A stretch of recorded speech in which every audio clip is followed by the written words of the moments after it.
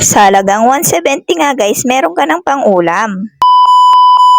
Ayan for today's video. Hindi nga pala ako nakapagtinda ngayon guys. Dahil 3 araw nga lang guys yung pagtitinda ko sa loob ng 1 linggo. Madalas ay sa bahay nga lang ako guys. Ganito nga pala guys kapag naging nanay ka na. Kahit gusto mo maging tamad ay hindi po pwede. Dahil sa'yo lahat nakasalalay ang trabaho sa bahay. Kaya kapag nanay ka na, hindi ka pwedeng tatamad-tamad. Kaya bilang isang ina, kailangan natin maging masipag. Charis. Kung ayaw mo naman maging nanay, huwag ka na lang mag-asawa, charis. Dahil hindi talaga biro ang pagiging isang ina. Lahat kayang tiisin ng isang ina para lang sa kanyang mahal na pamilya. Kahit sobrang pagod na, tinitiis pa rin niya. Ginusto mo yan charis.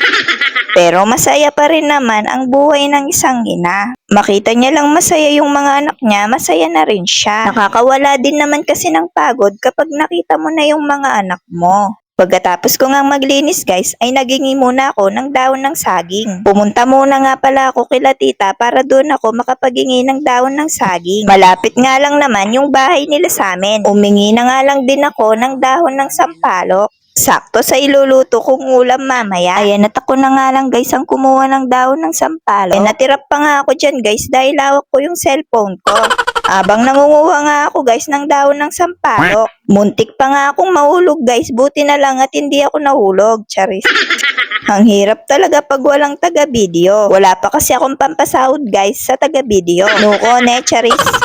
Ayan nga guys at binitawan ko na lang yung cellphone ko dahil hindi talaga ako makakakuha ng maayos.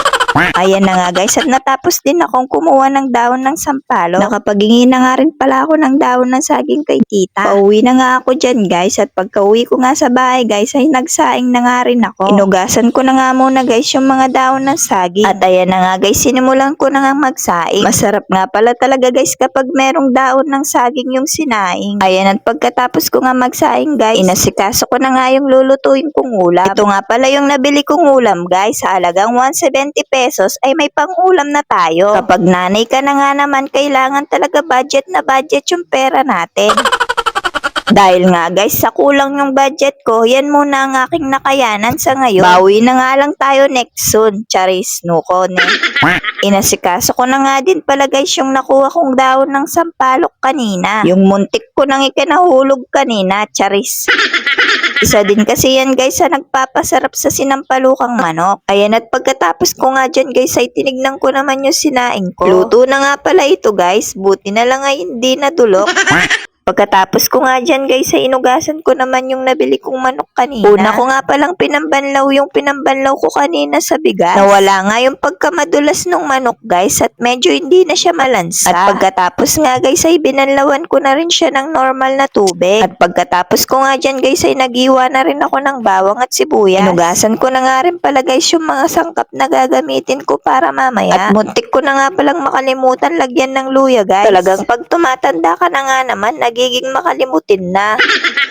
Ayan at sisimulan ko na ngang igigisa guys. Iuuna muna natin guys yung luya pagkatapos yung bawang naman. Sunod naman yung sibuyas guys. Ayan na nga at igigisa-gisa muna natin guys yung bawang, sibuyas at luya. Pagkatapos guys ay isusunod naman natin yung manok para maigisa natin ito sa sibuyas, bawang at luya. Pagkatapos nga guys ay tatakpan naman natin ito at maghihintay tayo ng ilang minuto. Ayan pagkatapos nga ng ilang minuto guys pwede na rin natin ilagay ang sampalok. Igigisa-gisa muna nga natin ito guys. At pagkatapos nga guys ay tatakpan muna natin ito. Pagkalipas nga ng ilang minuto guys, pwede na rin natin siya lagyan ng tubig. Papakuluan muna natin siya ng ilang minuto. At after nga nyan guys, lagay na natin yung sili. At lagyan na nga rin ito ng konting asin. Magic sarap. Pwede na nga rin natin palang isabay nyan guys yung pechay at saka yung dahon ng sampalok. At pagkatapos guys ay tatakpan natin at maghihintay tayo ng ilang pagkatapos minuto. Nga ng ilang minuto guys, ayan na at malapit nang maluto ang ating sinampalukang manok. Hahaluin ko na nga muna ito guys at pagkatapos ng ilang papakuluin ko nga muna ulit ito guys at pagkatapos pwede na siya nun. Luto na ang ating sinampalukang manok. At dyan na nga nagtatapos ang ating for today's video guys. No comment. Thank you for watching.